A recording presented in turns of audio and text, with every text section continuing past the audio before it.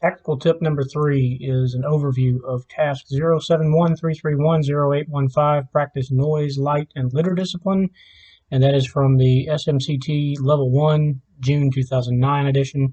There have been more editions since then, but this task rarely changes. Go over step 1 of this task, and if you need to, go ahead and pause the video so that you can complete your reading. One of the first things the Army teaches you is noise, light, and litter discipline. So we're going to go over noise discipline now. Sounds simple, and it is. You want to make as little noise for the enemy as possible. Now right now, I'm just hiking on a trail.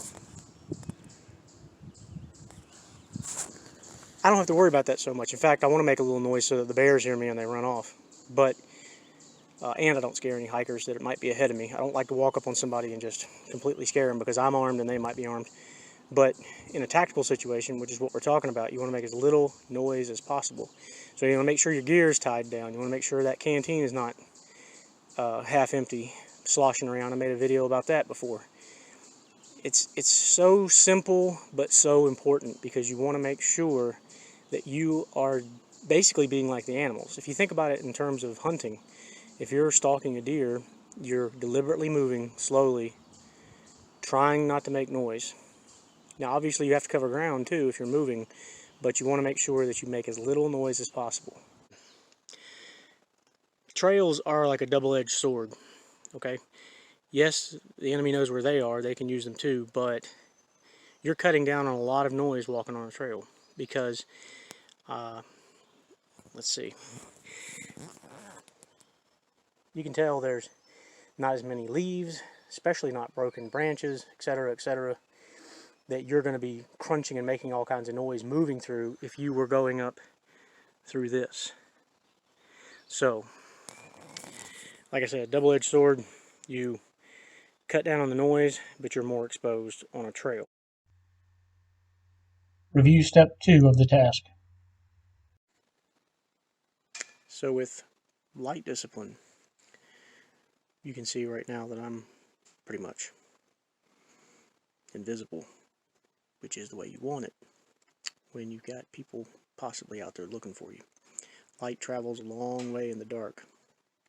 So what you want to do is to use a filtered light, like a blue light or a red light, because I'm going to hit my white light and you can see the drastic change just in my surrounding environment.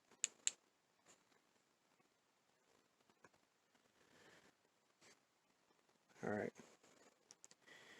so that's me, right? And let me go with a different color. Alright, so red is really good for up close, like map reading, seeing what's just going on right in your spot there.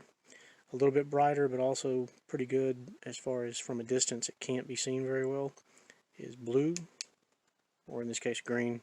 Some flashlights are blue. So choose your light carefully. If you don't have to use a light, don't use a light at all. Remember, darkness conceals movement, but it does not conceal light. Light sticks out very badly in the darkness. So remember, don't use white light unless you absolutely have to. Like maybe under cover. I think the instructions say like under a poncho you can use a light. But better yet, use your filtered lights. Use red, blue, and green. Review step 3 of the task. Alright, here's an example of litter discipline. Okay, I just caught a glimpse of that out of the corner of my eye, some kind of a blue tape. Okay, at the very least this means that people were in this area not too long ago. This stuff's going to decompose. It's going to take a little while for this kind of material. But let's say it's a, open Slim Jim wrapper, and you pick it up and you smell it and you can smell the scent of the Slim Jim. You would know that somebody was there recently or somebody is coming back. So you don't want the enemy to know you were there. So therefore you pick this stuff up and police it as you create trash. Here we have the performance measures for the task, and then down below there's some required reading from the old FM7-8, which is Infantry, Rifle, Platoon, and Squad. And there's a lot of good stuff in that field manual. Remember, this is a basic task, but as you get deeper and deeper into your tactical studies, you'll realize that the basic tasks are fundamental to building on the more elaborate tasks.